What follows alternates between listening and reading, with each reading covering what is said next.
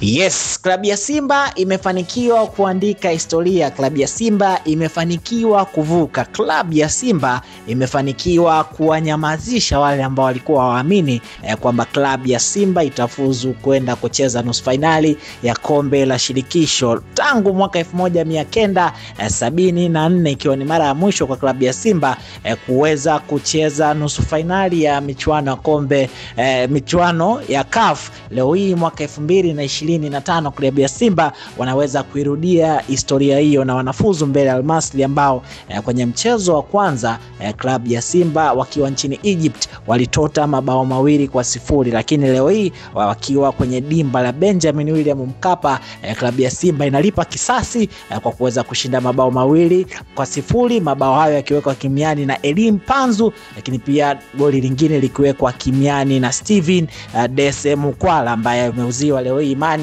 mbele ya Lionel Ateba. Lakini walipoenda kwenye mikwaju ya penalty klabu ya Simba inafanikiwa kuandika historia ya kuweza kufuzu kwenye kucheza hatua ya nusu finali kwenye michuano ya kombe la shirikisho, na mpaka sasa klabu ya Simba anayesubiria tu ni kugundua atacheza na nani kwenye hatua ya nusu finali, atakuwa ni Zamalek ama ni Stellenbosch ya kule nchini South Africa. Nikukumbushe tu mchezo wa awali kati ya Zamalek dhidi ya Stellenbosch ambao ulichezwa pale South Africa ama kwa Madiba ama Bondeni kama watoto mjini wanapopenda kupaita, ulitamatika kwa sare ya kuto kufungana. Leo hii majira ya saa 1 kipute kitapigwa Zamalek dhidi ya Stellenbosch ili kuweza kugundua ni nani ambaye anaenda kucheza nusu finali na klabu ya Simba kwenye hatua ya kombe la shirikisho. Wa Tanzania bendera zipo juu, wanyama bendera ziko juu wakiwa wanafurahia kuweza kufuzu. Hii ndo Simba, this is Simba, wenyewe wanakuambia kwa Mkapa